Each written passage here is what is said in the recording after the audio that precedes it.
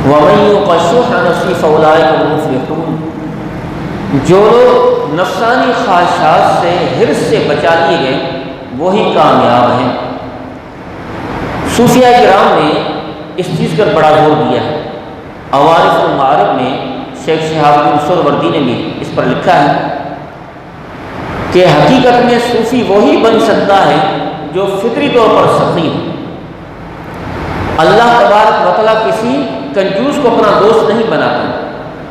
جو بخیل ہے، کنجوس ہے، وہ اللہ تعالیٰ سے دور ہے، مخلوق خدا سے دور ہے، وہ جنت سے دور ہوتا ہے۔ تو شیخ شہاب الدین سہروردی فرماتے ہیں کہ صوفی وہی ہوتا ہے جو فطرتاً سخی ہو۔ سخاوت صوفیاء کرام، اولیاء کرام کی فطرت میں داخل ہے۔ انہوں نے کچھ مثالیں لکھی ہیں کہ حضرت قیس بن سعد رحمۃ اللہ تعالی علیہ بیمار ہو گئے تو ان کے ایک دوست تھے، وہ ان سے ملنے نہیں آ رہے تھے۔ پوچھا کہ بھئی میرا فلاں دوست ملنے نہیں آ رہا۔ لوگوں نے بتایا کہ اس پر آپ کا اتنا قرض چڑھا ہوا ہے تو شرم کی وجہ سے آپ کی تیمارداری کرنے نہیں آ رہا، بیمار کرسی کرنے نہیں آ رہا۔ آپ نے فوراً حکم جاری کیا، جاؤ باہر جا کر اعلان کرو کہ جس جس شخص پر قیس بن سعد کا قرضہ ہے، قیس نے سب کو معاف کر دیا۔ قیس بن سعد نے اپنے تمام قرضے اپنے مقرونوں کو معاف کر دیا۔ یہ اعلان ہونے کی دیر تھی کہ شام کو اتنے لوگ، اتنی کثیر تعداد میں تیمارداری کرنے آئے، بیمار کرسی کرنے آئے کہ قیس بن سعد کے گھر کی جو چوکھٹ تھی کثرت آمد کی وجہ سے ٹوٹ گئی۔ اب آپ اندازہ لگائیے کتنے لوگوں کو انہوں نے قرضہ دیا ہوا ہو۔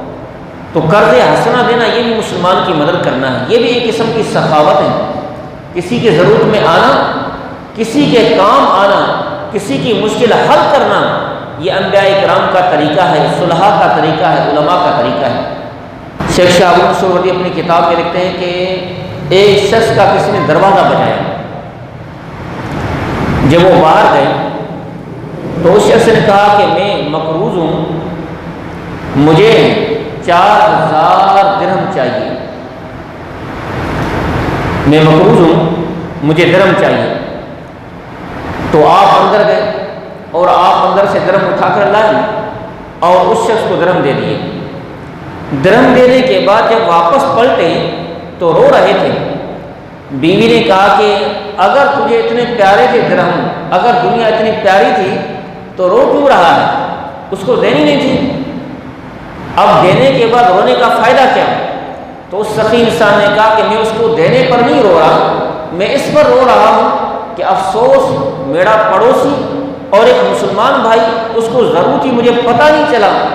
بہتر تو یہ تھا کہ اس کے بتانے سے پہلے خود میں اس کے گھر جا کر، اس کے گھر میں جا کر اس کو پیسے دے کر آتا۔ یہ ہے صوفیاء کرام، یہ ہے اولیاء کرام۔ شیخ شہاب الدین سہروردی نے بھی یہ واقعہ نقل کیا ہے عوارف المعارف میں، کہتے ہیں حضرت انس سے روایت ہے، جب حضرت عبد الرحمن بن عوف بڑے مشہور صحابی ہیں، ہجرت کر کے مدینہ منورہ آئے تو رسول اللہ صلی اللہ تعالیٰ علیہ وسلم نے مہاجرین انصار کی آپس میں موافقات قائم کی۔ فرمایا ایک مہاجر ایک انصاری کا بھائی، ان کو آپس میں بھائی بھائی بنایا۔ تو حضور صلی اللہ تعالیٰ علیہ وسلم نے حضرت عبد الرحمن بن عوف کو حضرت سعد بن ربیع انصاری کا بھائی کیا۔ جب حضور صلی اللہ تعالیٰ علیہ وسلم نے حضرت سعد بن ربیع کو فرمایا کہ اے سعد، یہ عبد الرحمن بن عوف آپ کے بھائی ہیں، تو حضرت عبد الرحمن بن عوف کو حضرت سعد بن ربیع اپنے ہاتھ میں ہاتھ دے کر گھر لے گئے اور کہا کہ حضور صلی اللہ تعالیٰ علیہ وسلم نے آپ کو میرا بھائی کیا ہے، لہذا جتنی میری جائیداد ہے اس کے میں 2 حصے کرتا ہوں، تمام جائیداد جو کچھ میری ملکیت میں اس کے 2 حصے کر کے آدھا آپ کو دے رہا ہوں اور آدھا میرا ہے۔ اور میرے بھائی، میری 2 بیویاں ہیں، ایک بیوی کو میں طلاق دے رہا ہوں، جب وہ عدت گزار لے گی تو عدت کے بعد آپ اس کے ساتھ نکاح کریں گے۔ اب صحابہ کرام سے یہ سخاوت، صوفیاء کرام سے یہ سخاوت، یہی سخاوت اسلام کا شعار ہے۔ آج کل ہم اس کے برعکس ہو گئے ہیں۔ اگر آپ برا نہ منائیں، کوئی بری بات نہ سمجھے آپ، تو حقیقت تو یہ ہے کہ آج کل انسان کہیں راستے میں جا رہا ہو، پلک جنگلات کی باتیں اب تو شہروں میں ہو گیا ہے، شہر کراچی میں ہو گیا، اگر راستے میں جا رہے ہوں بالکل سناٹا ہے، کوئی جانور آ جائے، درندہ آ جائے تو ڈر نہیں ہوتا، بالفرض اگر گاڑی میں جا رہے ہیں شیر آ گیا تو بھی ڈر نہیں ہوتا، کتا آ گیا، کوئی جانور آ ڈر نہیں ہوتا، 4 پاؤں والا جانور آ جائے تو کوئی سی قسم کا کوئی ڈر نہیں ہوتا، آپ خود اس کی گواہی دیں گے، سب اس کی گواہی دیں گے۔ لیکن اگر سناٹے کے مقام پر 2 ٹانگوں والا انسان، یعنی یہ جو بظاہر انسان ہے لیکن جس کی وہ کیفیت اس وقت بن چکی ہے کہ جس کو اللہ تعالیٰ نے اصل تقویم بنایا، سب سے خوبصورت بنایا، کہ انسان جیسا کسی کو خوبصورت نہ بنایا، پھر اس کے بعد اس کی جو صفات ہیں فرمایا ثم رددناہ اسفل سافلین، پھر ان صفات کی وجہ سے بالکل گھٹیا درجے میں چلا گیا انسان، الا الذین آمنوا وعملوا الصالحات، لیکن ایمان والے ایمان کی روشنی میں دوبارہ ترقی کر رہے ہیں، ان پاکیزہ صفات پر عمل کر کے اوپر آ رہے ہیں۔ تو جب انسان ایمان سے غافل ہو جائے، دنیا دار بن جائے، تو میں صورتحال عرض کر رہا تھا کہ آج کل ایسا ہوتا ہے کہ اگر انسان سامنے آ جائے تو انسان ڈر جاتا ہے، حالانکہ گاڑی میں بیٹھا ہوا ہے، گاڑی بند ہے، انسان مسلح بھی ہو، اگر اس کے گارڈ کو بھی ڈرتا ہے تو انسان کے آنے سے ڈرتا ہے، کسی جانور کے آنے سے نہیں ڈرتا۔ وجہ کیا ہے؟ ایک ہی وجہ کہ ہم نے حضور صلی اللہ تعالیٰ علیہ وسلم کی وراثت کو چھوڑ دیا، ہم نے صحابہ کرام کی وراثت کو چھوڑ دیا، ہم نے اہل بیت کی وراثت کو چھوڑ دیا، ہم نے علماء کرام کی وراثت کو چھوڑ دیا، صوفیاء کرام اولیاء کرام کی وراثت کو ہم نے چھوڑ دیا، ہم نے ان کی تعلیمات کو بھلا دیا۔ اسلام کو ہمیں ایثار سکھا رہا ہے۔ قرآن مجید میں سورہ دہر میں واقعہ بیان ہوا، بعض مفسرین کرام فرماتے ہیں کہ یہ آیات حضرت ابو دحداح رضی اللہ تعالیٰ عنہ کے بارے میں نازل ہوئی، اور بعض کہتے ہیں حضرت علی المرتضیٰ کے بارے میں نازل ہوئی، برحال دونوں روایات ہیں، اور قیامت تک کے لیے سبق ہے۔ شام کا وقت ہوا، روزہ رکھا ہوا تھا، ایک نے آواز دی، کہا کہ میں مسکین ہوں، سارا دن میں نے کھانا نہیں کھلایا، مجھے کھانا کھلاؤ۔ حضرت ابو دحداح کہتے ہیں اپنی بیوی سے، ایک روٹی اٹھاؤ، سالن اٹھاؤ، پانی اٹھاؤ، اس کو جا کر کھانا کھلاؤ۔ اسے کھانا دے دیا، اب اس کو کھانا دے کر بمشکل فارغ ہوئے، آواز آئی، میں یتیم بچی ہوں، آج سارا دن میں نے کچھ بھی نہیں کھایا، یتیم بچی ہوں، سارا دن میں نے کچھ بھی نہیں کھایا، اللہ کے نام پر مجھے کچھ کھلاؤ۔ ابو دحداح نے اپنی بیوی سے کہا یہ روٹی ایک اٹھاؤ، پانی اٹھاؤ، سالن اٹھاؤ، اس یتیم بچی کو کھانا دے کر آؤ۔